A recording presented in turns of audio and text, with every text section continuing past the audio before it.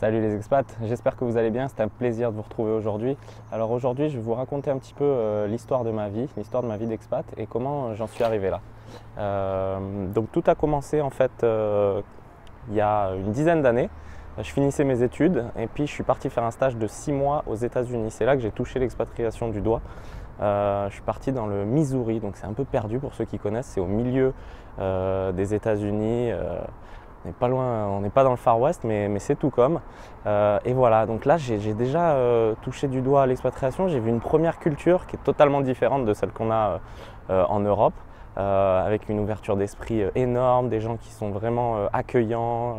Ça m'a permis de développer mon anglais, soit dit en passant, qui était un petit peu bancal, on va dire. Et là-bas, j'ai vraiment fait un bond de géant. Donc je recommande vraiment à tous ceux qui souhaitent partir.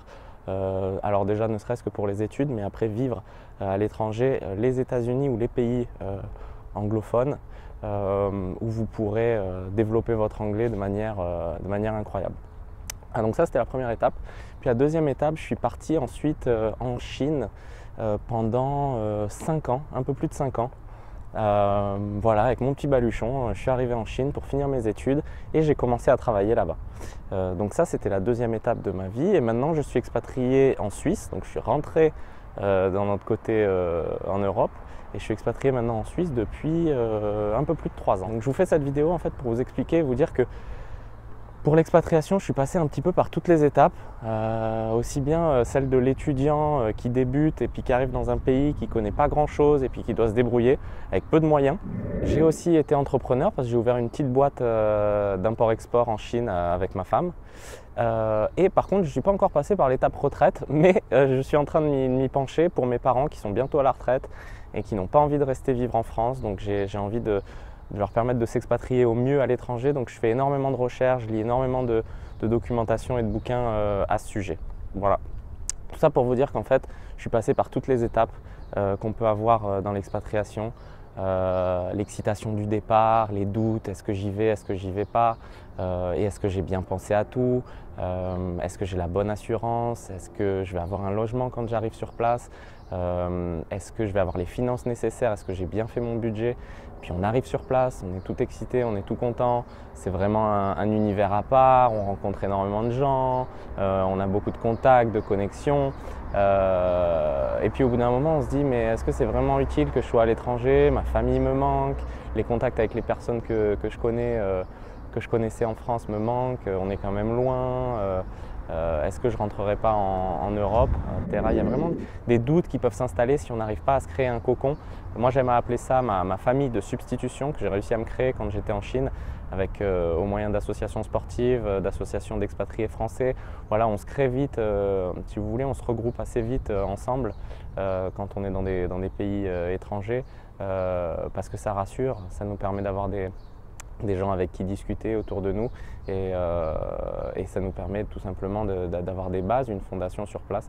C'est important de pouvoir se recréer un espace de vie et un environnement qui est similaire au sien. Donc ça c'est vraiment une chose primordiale à faire. Voilà, bref, je suis passé par ces étapes-là et puis à un moment l'idée de se dire est-ce que je rentre ou est-ce que je reste à l'étranger, voilà. Est-ce que finalement j'étais pas mieux à la maison, est-ce que l'herbe n'est pas plus verte ailleurs, etc., etc. Je suis passé vraiment par toutes ces étapes de vie, mais pour être honnête avec vous, je changerais de vie pour rien au monde. Tout ce que j'ai vécu m'a apporté énormément en termes d'enrichissement personnel, de connaissances, de connexions.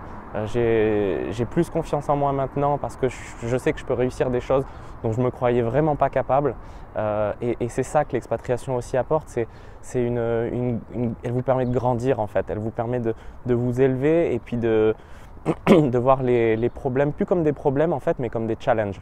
Et puis ce que je veux vous dire avant tout, c'est que j'ai fait ce blog aujourd'hui, c'est parce que j'ai eu des doutes moi à l'époque. J'ai trouvé très peu d'informations sur le sujet sur internet pour s'expatrier de la meilleure des manières, avoir une espèce de méthode si vous voulez à la préparation à l'expatriation, se rassurer, être tenu un petit peu par la main pour pouvoir vraiment passer ces étapes le plus facilement possible et surtout vous concentrer sur ce qui est le plus important pour vous, qui est votre projet et vos objectifs.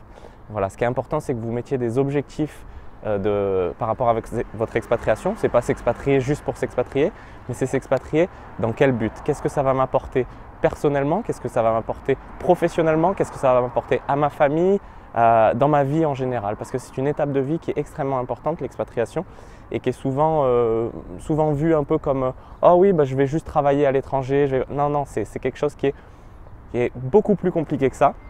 Mais si on est bien préparé, si on s'y prend bien à l'avance, on arrivera toujours à faire ce qu'on veut et on en tirera le meilleur de nous-mêmes. Alors moi, ce que je veux faire, c'est vraiment vous aider à vous préparer au mieux, vous préparer à vivre une vie d'expatrié incroyable et vous permettre vraiment de vous développer dans les activités qui vous plaisent et de ressortir grandi de cette expérience de vie. Voilà, j'espère que cette vidéo vous a plu. Si elle vous a plu, n'hésitez pas à mettre un gros pouce bleu en dessous de la vidéo. Abonnez-vous à la chaîne YouTube. Je vais continuer à faire des vidéos comme celle-ci pour un petit peu vous donner une vue générale sur ma vie, sur ce que je fais dans l'expatriation et des conseils pour vous permettre de vous expatrier au mieux. Voilà, et n'oubliez jamais que quand on est expat un jour, on est expat toujours. Allez, à plus les expats. Ciao.